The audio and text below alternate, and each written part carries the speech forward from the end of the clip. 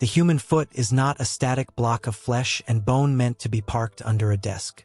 It is a highly specialized architectural marvel containing 26 individual bones, 33 joints, and over 100 distinct tendons and ligaments arranged precisely to exploit the laws of structural engineering.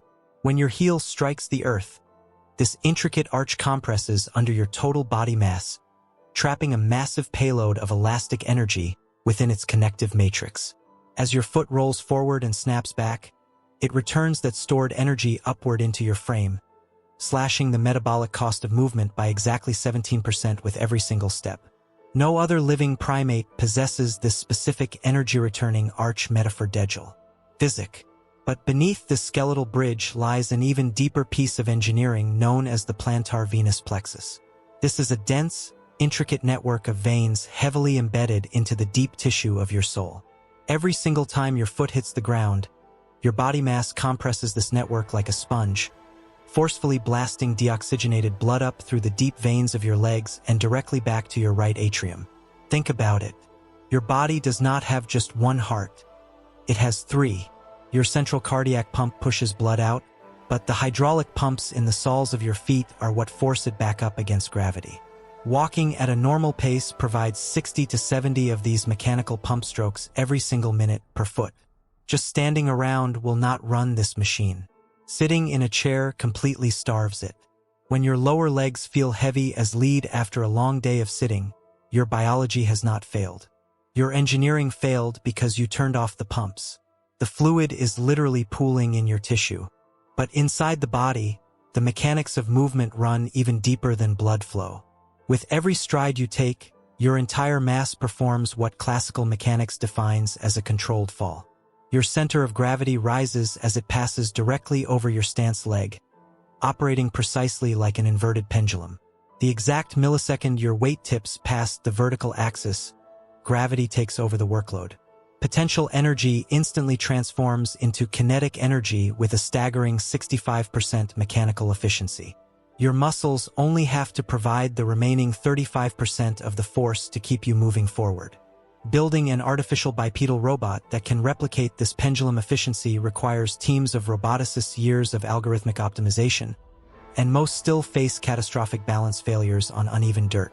Yet your cerebellum, the massive computational autopilot located at the base of your skull, calculates these adjustments thousands of times per minute without a single conscious thought from your prefrontal cortex. It reads slope, wind resistance, and surface friction in real time to alter your stride. During this exact cycle, your Achilles tendon takes the brunt of the load.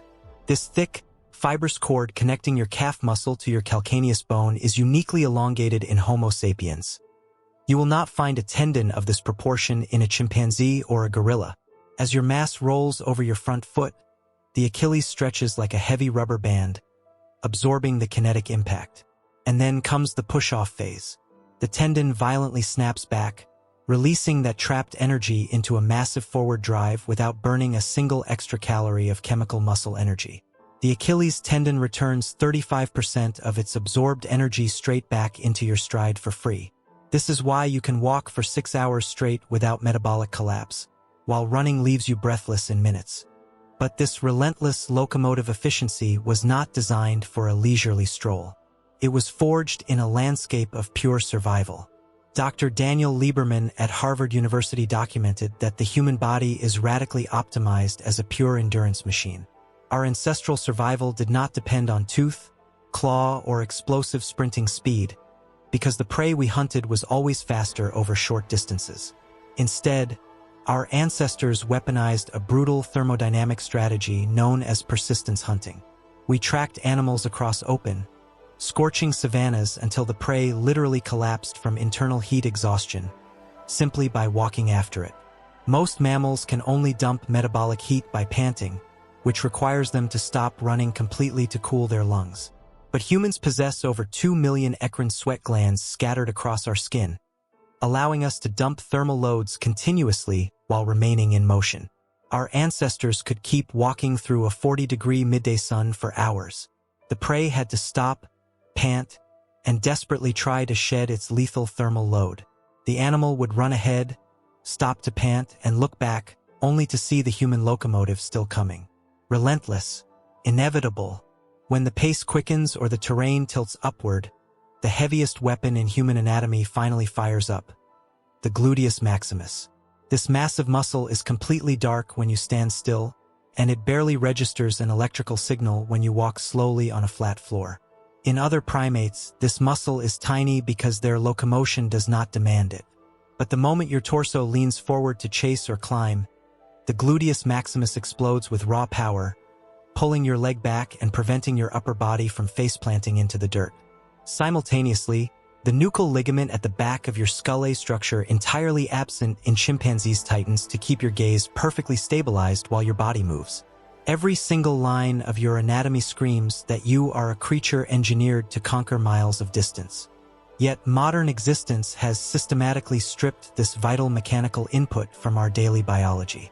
For 99% of human evolutionary history, walking 5 to 10 miles a day was the baseline operational setting for survival. Today, the average adult walks less than 1.5 miles daily. We are feeding a machine calibrated for a 10-mile dose of mechanical stress just a fraction of its required fuel. And this systemic deficit is where the greatest misunderstanding in modern longevity medicine occurs. Chronic lower back stiffness, afternoon brain fog, swollen ankles, and early morning joint pain are not the inevitable consequences of the clock ticking forward. They are the physiological symptoms of a system shutting down due to stillness. Deconditioning perfectly mimics aging. A 70-year-old human who maintains a 5-mile daily walking volume routinely displays the bone density, cardiovascular capacity, and immune markers of a person 15 years younger. The body does not break down because of time. It breaks down because of stillness. Consider the very architecture of your skeleton. Bones are not dead, unchanging structural tubes. They are highly active piezoelectric smart materials. This means they literally generate electricity when they are subjected to mechanical deformation. When your heel strikes the pavement, a mechanical stress wave travels up your tibia and into your femur, slightly compressing the internal mineral matrix. In that exact millisecond, the hydroxyapatite crystals within your bone generate a tiny, measurable electrical charge. This electrical current acts as a direct regulatory command to your cellular biology. Specialized bone-building cells called osteoblasts sense the localized voltage drop and immediately begin laying down new calcium and collagen fibers along the line of stress. More impact means more electricity, which means more bone construction. This is the underlying physics of Wolff's law. Bone thickens exactly where the loads are heaviest, and it thins out precisely where the mechanical signal goes dead. When you sit still for days, the internal electrical grid of your skeleton goes completely dark. Bone resorption continues at its standard daily pace, but bone deposition drops to zero. This is exactly why astronauts in zero gravity lose up to 2% of their total bone mass per month.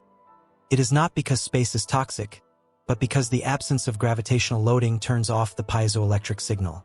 The most common catastrophic fracture sites in elderly populations, the femoral neck and the lumbar spine, are the exact points where walking forces naturally concentrate. Your skeleton does not need heavy gym machinery to survive.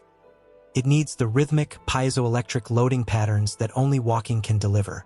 And as these electrical currents reshape your bones, a completely different hydraulic system is waiting for the exact same stride to survive.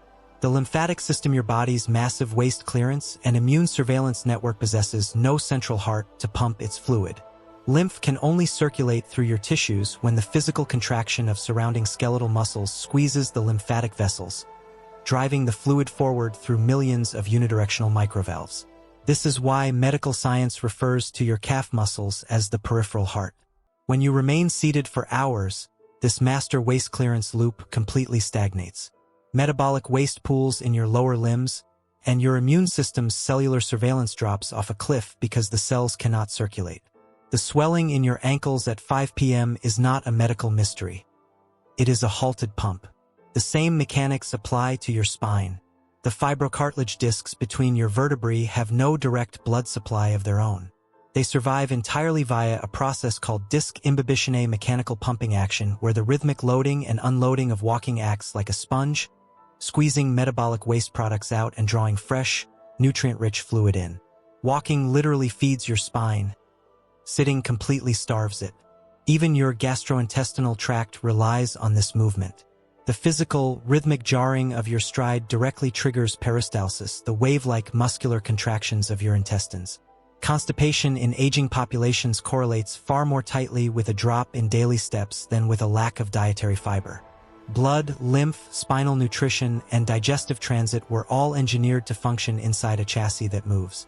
But the ultimate shockwave of this mechanical input does not stop at your neck. It alters the very structure of your brain. For the vast majority of the 20th century, neuroscience operated under a rigid, unquestioned consensus. The adult human brain was incapable of growing new neurons. You were born with a fixed allotment of brain cells, and aging was a slow, one-way street of cognitive decline. After age 60, a 1 to 2% annual shrinkage of the hippocampus, the critical brain region responsible for memory formation and spatial navigation, was viewed as an absolute law of nature. But the scientific consensus was wrong. Dr. Kirk Erickson at the University of Pittsburgh shattered this dogma with a landmark randomized controlled trial. He took a large cohort of sedentary older adults and split them into two groups. The control group performed basic stretching exercises 3 times a week, while the intervention group walked at a moderate pace for 40 minutes, 3 times a week. After 12 months, high-resolution structural MRIs revealed that the stretching group's memory center shrank precisely on schedule. But the walking group did not just halt the shrinkage, their hippocampus actually grew in physical volume by 2%. A simple walking protocol had completely reversed 2 full years of age-related brain loss in a single 12-month period. This structural regeneration is driven by a powerful neurotrophic protein called brain-derived neurotrophic factor, or BDNF. When you walk at a pace that elevates your respiration, your muscles and brain trigger a massive surge in BDNF production.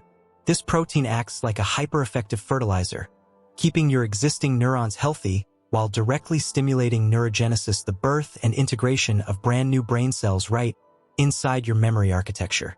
If you find yourself walking into a room and instantly forgetting why you entered, or if names slip away from your tongue, you are feeling the literal volume loss of an uncalibrated brain.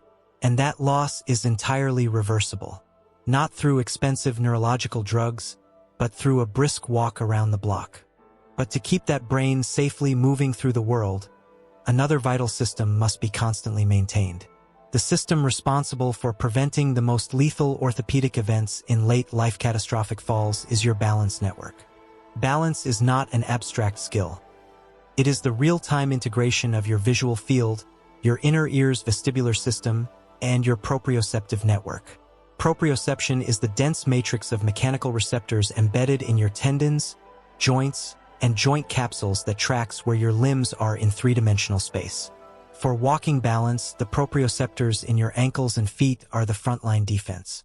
They detect microscopic variations in the slope of the pavement and the millimetric shifts of your center of mass, firing reflex loops that adjust your musculature in milliseconds to keep you upright. When a human body sits in a plush chair for days at a time, this complex sensory array loses its calibration.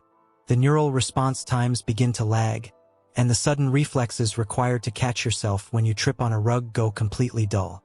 Daily walking over variable terrain, cracked sidewalks, grass, gravel, and slight inclines acts as a continuous athletic recalibration protocol for these sensors. Every single step is a complex geometric puzzle that your nervous system must solve in real time. Flat gym floors and treadmills cannot replicate this because they are completely predictable. The real world is not. This brings us back to the profound predictive power discovered by Dr. Stephanie Studensky. In her massive meta-analysis of over 35,000 lives, a simple 4-meter walking test predicted long-term survival more accurately than a patient's medical history, smoking status, or blood pressure markers combined. Why? Because walking speed is not just an arbitrary movement. It is a summary metric of your entire biological integrity. To maintain a fast, stable stride, your heart must efficiently pump oxygenated blood. Your lungs must execute perfect gas exchange. Your skeletal muscles must generate clean torque, and your bones must carry weight without pain signaling.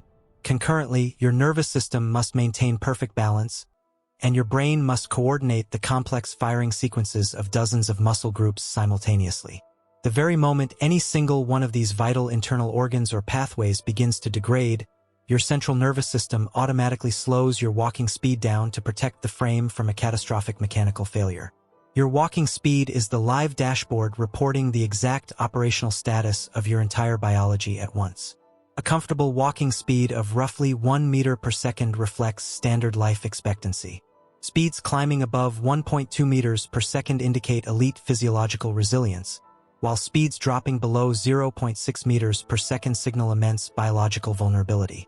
If you find that people routinely pass you on the street, or that crossing an intersection before the countdown ends feels tight, your system is giving you an early warning sign. 3 distinct mechanisms, all deeply integrated, all operating inside your frame at this exact moment. If you step outside tomorrow and cover 2 miles, you will not simply be burning calories. You will be firing the hydraulic venous pumps in your soles, lighting up the piezoelectric grid of your skeleton, and flooding your hippocampus with the exact neurotrophic protein required to build a younger brain. The generations before you walked miles out of pure necessity, and their biology flourished because of it. Your modern environment will never demand this movement from you. You have to demand it from yourself. Go step outside and walk tomorrow. Do it.